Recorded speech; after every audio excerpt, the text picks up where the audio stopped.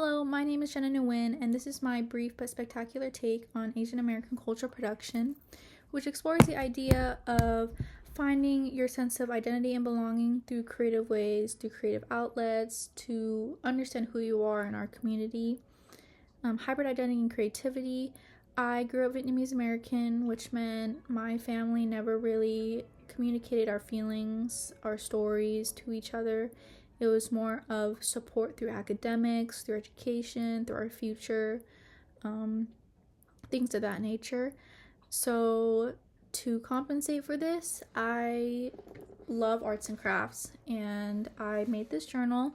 I put all my thoughts and feelings into here every day. I plan out my days. I talk about my feelings, emotions, things of that sort. And for community building through culture, my grandparents love to have reunions where we sit in front of a bowl of soup or homemade meal, always family style, and reconnect, and reminds us that we're always here for each other through interdependence, which I found that is very prevalent in my family.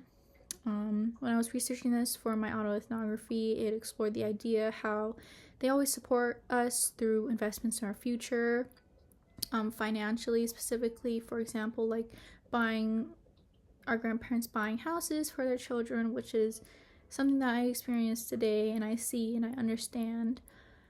Yeah, and it's really shaped me to who I am and who I want to be in the future.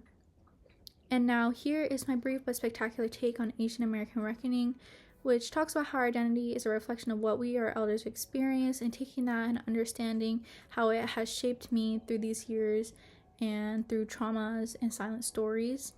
As we heal and learn to represent who we are, these are forms of activism which can be loud or quiet, and specifically mine is quiet. Intergenerational memory and trauma. My grandparents were immigrants, so they never really talked about their experiences, more of just who they want me to become. And it has really helped me to understand, when I learned about their story, that I have a reason to succeed and a reminder that I need to make them proud.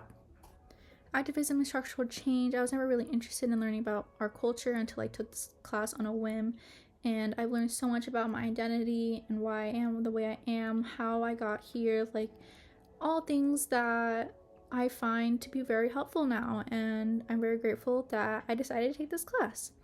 I'm fortunate enough to not have experienced the worst of being Asian in America, so learning about my history and why the way I am has taught me so much.